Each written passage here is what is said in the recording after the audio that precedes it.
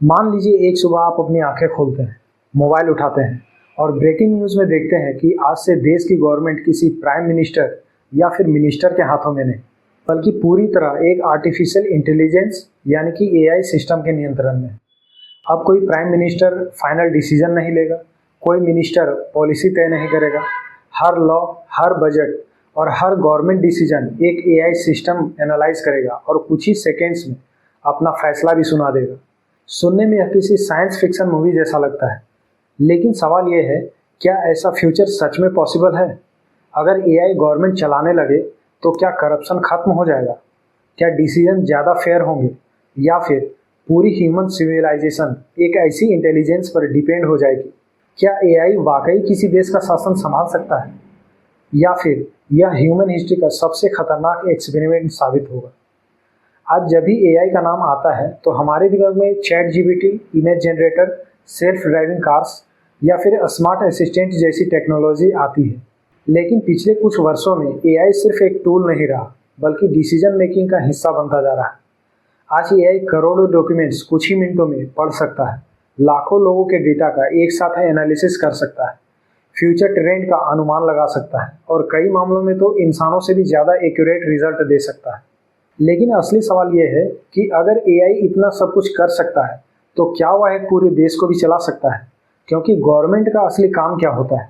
Laws बनाना, tax collect करना, budget तैयार करना, क्राइम कंट्रोल करना, एजुकेशन, हेल्थ केयर, इकोनॉमी और करोड़ों लोगों के लिए हर दिन हजारों फैसले लेना। इनमें से ज़्यादातर फैसले डाटा एनालिसिस और प्लानिंग पर आधारित होते हैं, और यही एआई की सबसे बड़ी ताकत भी है।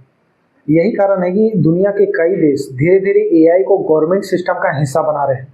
आज एआई सिर्फ लोगों के सवालों का जवाब देने तक सीमित नहीं है, बल्कि public administration, financial monitoring, health care planning और नेशनल इंफ्रास्ट्रक्चर जैसे क्षेत्रों में भी अपनी जगह बना रहा है। यानी सवाल अब ये नहीं रह गया कि एआई गवर्नमेंट में आएगा या नहीं, बल्कि सवाल ये है कि उसे कितनी शक्ति दी जाएगी। लेकिन इंटरेस्टिंग बात यह है कि एक गवर्नमेंट सिर्फ डाटा से नहीं चलती, वह इंसानों के भरोसे, जवाबदेही और फैसलों पर भी टिकी होती है। अगर किसी दिन एक मशीन देश की सबसे बड़ी डिसीजन मेकर बन जाए, तो क्या वह सिर्फ नंबर्स देखकर सही फैसला ले पाएगी, या फिर ऐसे मोड़ पर आकर रुक जाएगी जहां लोगों की संवेदनाएं, नैतिकता और अनुभव सबसे ज़्यादा जरूरी हो? इसी सवाल का जवाब जानने के लिए सबसे पहले हमें ये समझना होगा कि आखिर दुनिया के कौन-कौन से देश आज एआई को अपनी गवर्नमेंट का हिस्सा बना चुके हैं और वे उससे किस तरह के काम करवा रहे हैं। दुनिया के कई देशों ने इस दिशा में छोटे-छोटे लेकिन बेहद महत्वपूर्ण कदम उठाने शुरू कर दिए हैं।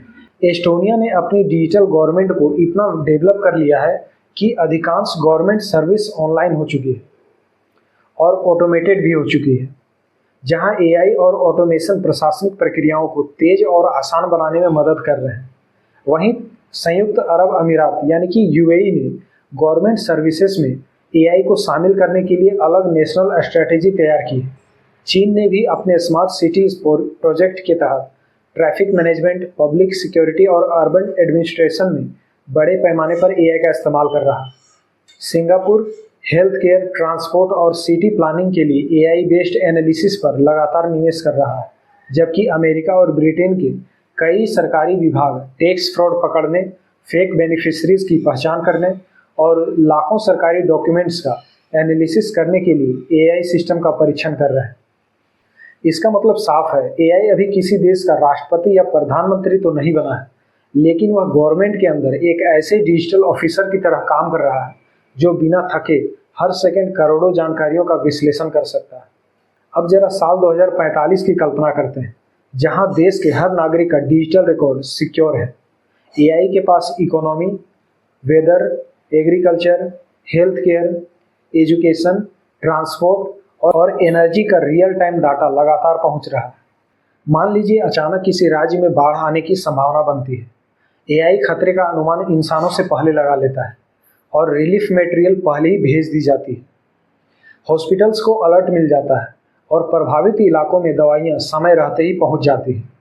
अगर किसी शहर में ट्रैफिक बढ़ने वाला हो, तो एआई पहले ही सिग्नल टाइमिंग चेंज कर देता है। अगर किसी जिले में किसी बीमारी के फैलने के संकेत मिले, तो मेडिसिन और मेडिकल टीम्स पहले ही भेज दी जाती है और महीनों तक चलने वाली सरकारी फाइलें कुछ ही सेकेंड्स में प्रोसेस हो जाती है। सुनने में किसी परफेक्ट गवर्नमेंट जैसा लगता है, जहां ना तो कोई देरी है, ना बहाने और ना ही करप्शन।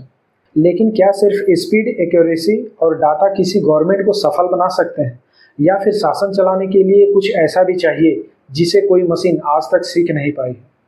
यहीं से इस कहानी का सबसे महत्वपूर्ण हिस्सा शुरू होता है।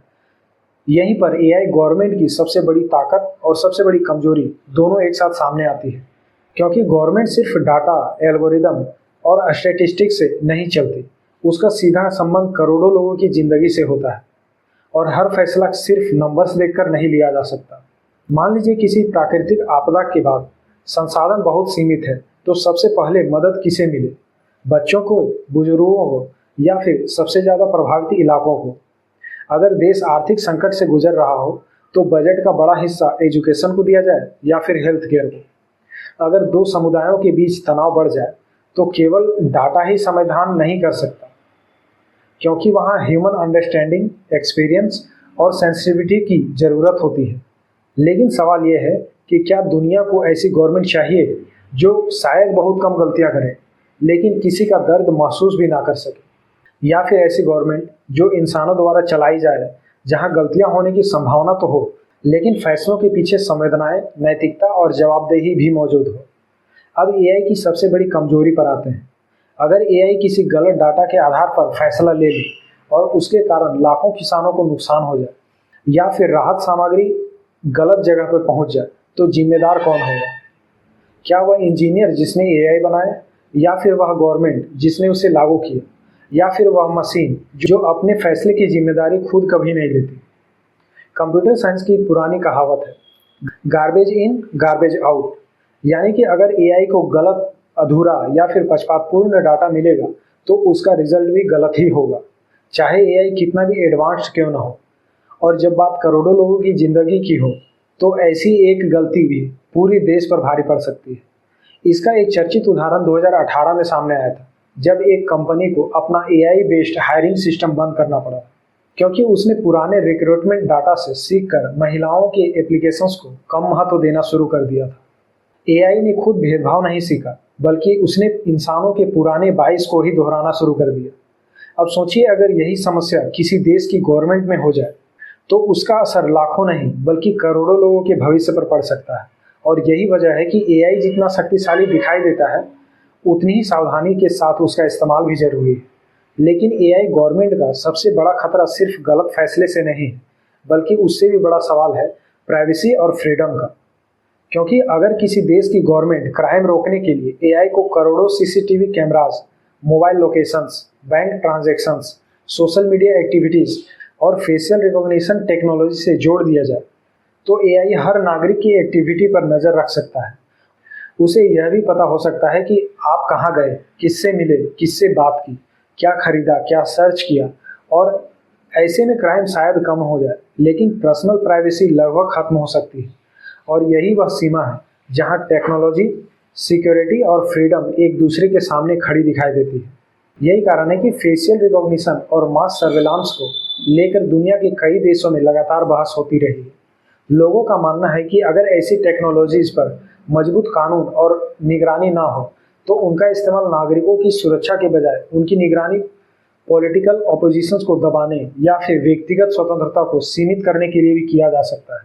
इसलिए दुनिया के अधिकांश एआई एक्सपर्ट्स एक बात से सहमत है कि एआई को डिसीजन सपोर्ट सिस्टम बनाया जा सकता है, लेकिन अंतिम फैसला लेने वाला और उसकी जिम्मेदारी उठाने वाला एक इंसान ही होना चाहिए।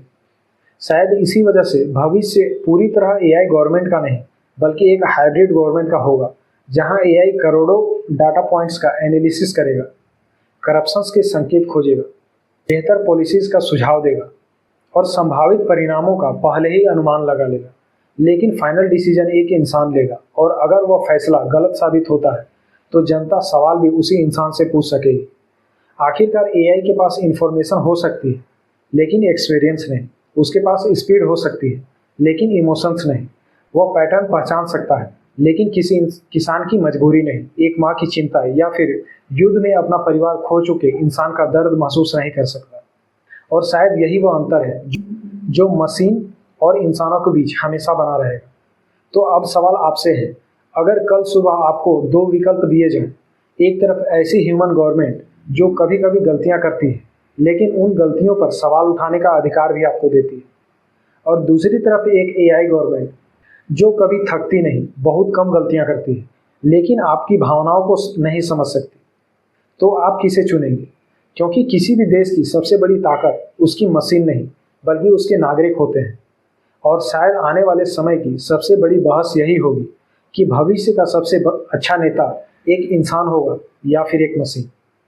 शायद टेक्नोलॉजी इस मुकाम तक पहुंच जाए जहां एआई लाखों फैसले सेकंड्स में ले सके, लेकिन किसी देश को चलाना सिर्फ डाटा, लॉजिक या एल्गोरिदम का खेल नहीं है।